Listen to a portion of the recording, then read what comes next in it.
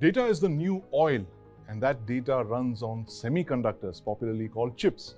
And over 60% of those chips come from just one country, a country that's smaller than Kerala, Taiwan. And that country, Taiwan, is at the risk of invasion from China. And more recently, Taiwan was hit by an earthquake measuring 7.4 on the Richter scale. Now, few countries in the world face such twin threats. Taiwan is literally in a double ring of fire. How vulnerable is Taiwan, and what can India do to help? Joining me to discuss this today are Sana Hashmi, Anurag Awasthi, and my colleague Aditya Raj Kaul. Welcome to the News9 Plus Show.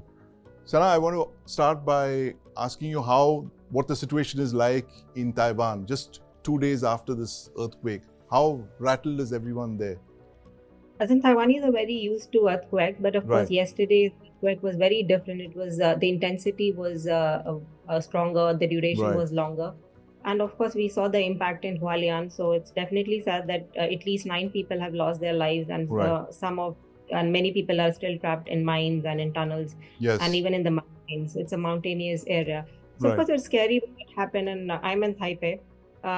It was pretty strong even here. So, but I feel the system in Taiwan has been very robust. The earthquake was a very high intensity earthquake. Taiwan was hit in 1999, and the casualties at that point of time were over 2,400. Yes, and if you compare from then now, it's just 9. So I feel the system they've learned from their mistake. The system is very robust. So very robust and resilient, in fact. And that was going to be my question to Anurag Awasthi. I'm holding in my hand here a People's Defense handbook that the Taiwanese Defense Ministry brought out 2 years back, telling Taiwanese how to cope with a Chinese invasion. So I think that kind of explains how resilient the Taiwanese people are. If you're living under the shadow of a big bear monster like China that's constantly threatening to invade, I think that resilience comes naturally when it comes to facing natural calamities, that double ring of fire. But Anurag, tell us how worried you were when that earthquake hit Taiwan a few hours ago. And being a key member of the Semiconductor Association, how rattled was the entire industry, given the fact that how vulnerable and how critical Taiwan is? Thank you, Sandeep. Thank you for having me here. This is one of the most devastating earthquakes Taiwan has seen over 25 years. Yes. The last one was in 1999, and it's actually been devastating. But the epicenter of this earthquake is towards the East Coast. Yes. We have to understand that geographically, Taiwan is located near a major fault line where two tectonic plates, meet. And therefore, it is either way violent to, it's prone to violent earthquakes. Yes. Now, when you look at the seismic map as to how the things have played out insofar as the earthquake is concerned, my, observation went off towards Hsinchu, Taichung, and Tainan.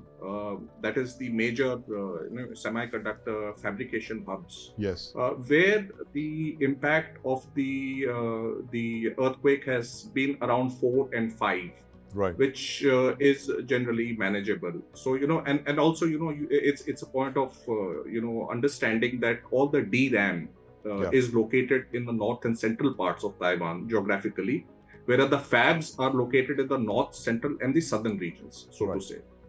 So either way, whichever way it has happened, it is a rattling thing to happen, and it is a gentle reminder for everybody about the fragility of the present global supply chains. That is a no-brainer. Yes. And they really need diversification. Yes. It also brings out the downside of concentration of our technology, geographical aspects of technology.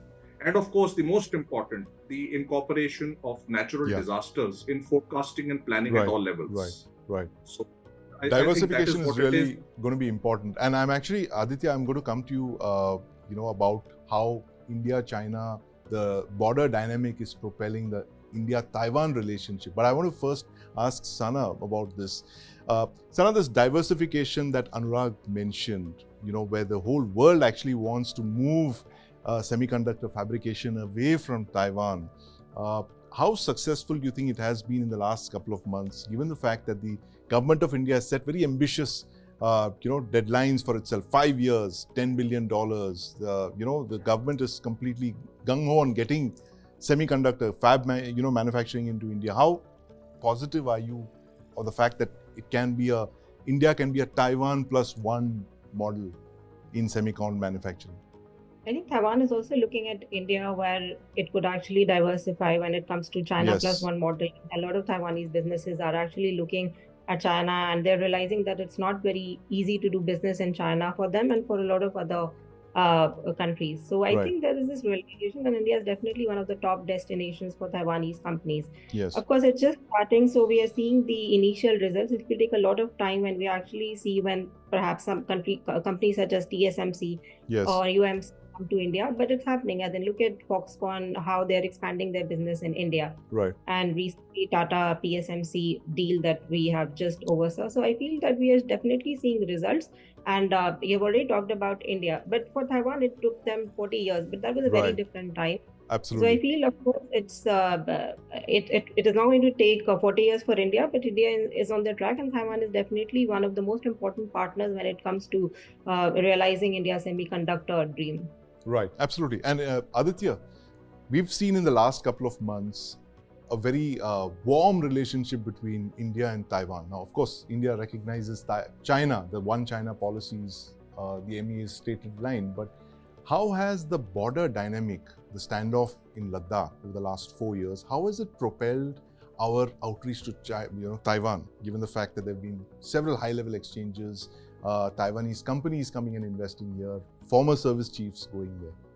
Well, I think the Galwan incident has really shaped up and brought in a paradigm shift to India's China policy, but also foreign policy in different aspects. For instance, like you rightly pointed out, India-Taiwan relations are better than ever before. Right. I mean, the high-level exchanges that have happened in the recent times, even unofficially, sending ministers or ministerial dialogues that are taking place. Thousands of Indians also going to Taiwan, and also, developments in the shape of semiconductors and other technology is really bringing these relations together. On the other hand, this ring of fire that we speak about, not just in terms of the earthquake and the seismic zone that Taiwan is, as Sana pointed out, I think there are robust mechanisms in place. Taiwanese have realized, just like the Japanese have, over the years, the kind of disasters that could come and how to face that, how to use technology and other mechanisms to face that. On the other hand, the Chinese provocations have also continued, in this air zone that they have almost on a daily basis. We see, aircrafts being sent from China. And I think it was just about 2 days back when Xi Jinping and Biden also spoke about Taiwan, where peace and stability is something that Biden asked Xi Jinping to maintain. And Xi Jinping in reverse said that this was a uncrossed red line. So I think New Delhi should really be prepared. A status quo and peace and stability is okay. But in a situation where China actually occupies or forcibly invades Taiwan, which may or may not happen, what will be New Delhi's response? I think that is something, a cause of concern that New Delhi should prepare for. Right, absolutely. It's a cause of concern and New Delhi should prepare for any eventuality. But Sana, you think that the world is right in fearing that, Taiwan is in this so-called double ring of fire now, this constant threat of Chinese invasion, the rhetoric, and we are looking at those alarming maps showing the way the Chinese have been, conducting aggressive patrolling around Taiwan. And now this earthquake.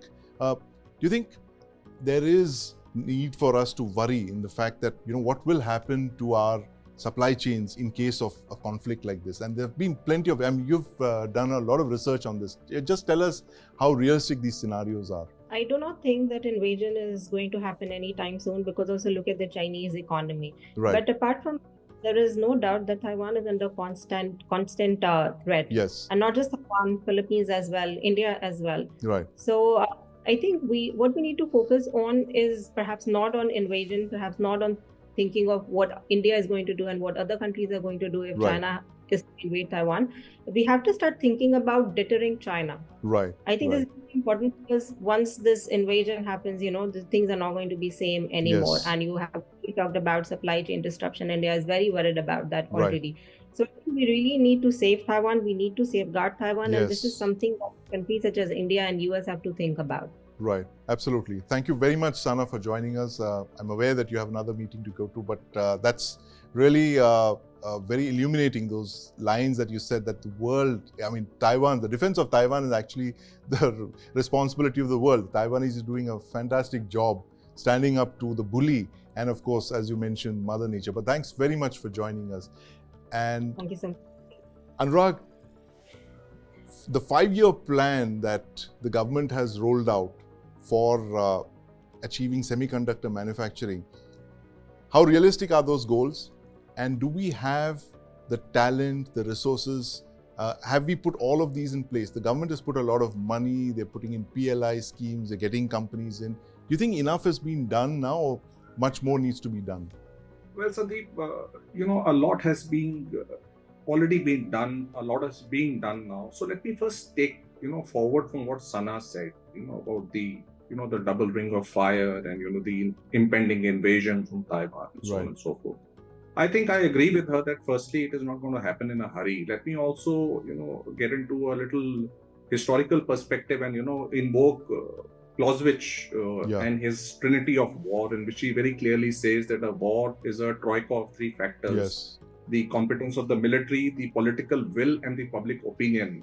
Till such time this, the Trinity is achieved, conflicts generally don't take place. Yes. So in that, I think I will go ahead with Sana. The second thing is, see, in response to all these concerns which have just come out, governments all over the world, officials all over the world have been urging most of the Taiwanese companies, including TSMC, by the way, to diversify their manufacturing locations, mindful of their threats from China, as well as the natural issues which I just alluded to in the beginning. It is at a confluence of two tectonic plates. So either which way, these kind of things are happening, and they will keep happening. So this, I think, needs to be taken into a lot of concern. Now, to coming down to what the government has done, I think it has done an outstanding job. Firstly, you have to understand that we are diversifying our manufacturing, our packaging options here in India geographically. You see, you're looking at Gujarat, you're looking down in Tamil Nadu, you're looking at Assam, you're looking at Odisha, you're looking at UP, right? So you are not putting one single geography which is going to be looking at these things, so which in itself is a wonderful policy and a very great perspective, thinking perspective, right? So with all these future facilities, which will be available and, located in distinct geographic regions, I think that itself, looks at a point very clearly. Insofar as the de-risking of global supply chains is concerned, and also the indigenization of chemicals and gases, which I've been quite vehemently about with a lot of people, I think that is a work in progress, and a lot of effort needs to go down there now, because since, these are acts of God, right? You can't do much about it in case it happens. So for your supply chains and your indigenous, materials and chemicals, you have to be, absolutely self-sufficient. So absolutely. That you have to be, that is a given. In case that doesn't happen, no matter how, wonderful your facilities are, how much are they in tune with the times, that won't take place. So insofar as the skilling is concerned, a lot of effort has gone in. Insofar as the policy push is concerned, a lot of effort has gone in. And I think in the next 3 to 4 years, I think with everything in progress, we also need to put in a lot of, the disaster mitigation and risk mitigation aspects also dovetail to the policy as our facilities come up from grounds up. Right, absolutely. So that is what I think. Yeah. I was talking to Arzan Tarapur recently, the scholar, who's just come out with this very interesting paper on what India could do, India's options in case China, invaded Taiwan. And indeed, his line was that we should work with the rest of the world to deter an invasion of Taiwan. How critical do you think is this to ensure that our supply chains are protected by, preventing a Chinese invasion of Taiwan? I think I agree with both Sana and Anurag on that aspect. And I think already Quad has been working in that direction in the last many years. We've had meetings that are, as Jaishankar and others have pointed out, not really militaristic in nature, but kind of a message to China and to check China's hegemony in the region, and the kind of provocations that are coming in. And I think China is in a catch-22 in that aspect. And I think the rest of the world has realized the consequences and the provocations that the Chinese have been doing, in particular, not just US and India, but particularly Australia, Japan, and Canada as well. And in that aspect, I think Quad can be taken to another level in terms of the global supply chains and the kind of activities that Chinese are provoking, particularly in the South China Sea as well, is something of concern. And I think India has realized that, particularly after post-Galwan, and steps have been taken positively in that direction over the last 4 years. Right. Anurag, you think that what we've done enough to deter a Chinese takeover of Taiwan? You think there's something else that we could do? I always remember that you are a former military man, so you kind of straddle both the military and the technology space. You have a different view of things. But tell us what the government could actually do to deter a Chinese invasion of Taiwan. As Aditya mentioned, the Quad is one way. You create a grouping of like-minded people and you ensure there's no such invasion or something like that. It dissuades the Chinese from invading. What are your thoughts on this? See, what Aditya says is absolutely right. It's the world is now going to be functioning on the power of collaborations, whether they are defense or they are technological or whichever way they are. Now, there's an interesting facet, Sandeep, you must understand. So, when you also look at the trade issues between Taiwan and China, Taiwan is China's #1 trading partner in terms of trade, so to say. Now, also look at the reciprocal investments from the Chinese mainland into Taiwan and Taiwanese investments into mainland China. They can't be glossed over because the quantum of those is humongous.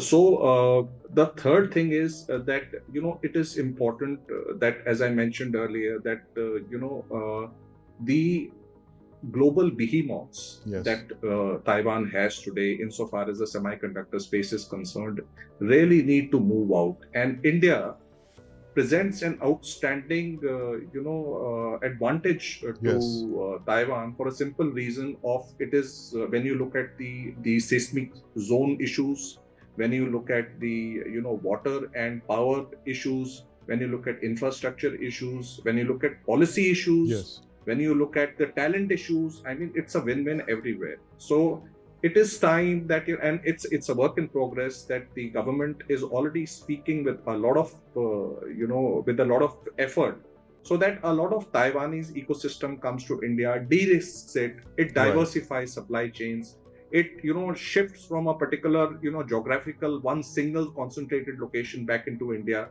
which is advantageous to everybody. So what Aditya says is it's the power of collaborations at the end of the day. So security collaborations, yes, but at the same time, security collaborations have to be spruced up by technological collaborations or vice versa. So till such time that happens, there's an issue. Right, absolutely. Technology collaboration, strategic partnerships, talking to each other, as Aditya mentioned. Anurag Awasthi said that this is the only way forward for the world to ensure that Taiwan stays safe from this double ring of fire that it's faced with. But thank you very much, Anurag, for joining us, Aditya, on this very important discussion on Taiwan being in the vulnerable area of 2 seismic zones, strategic and natural.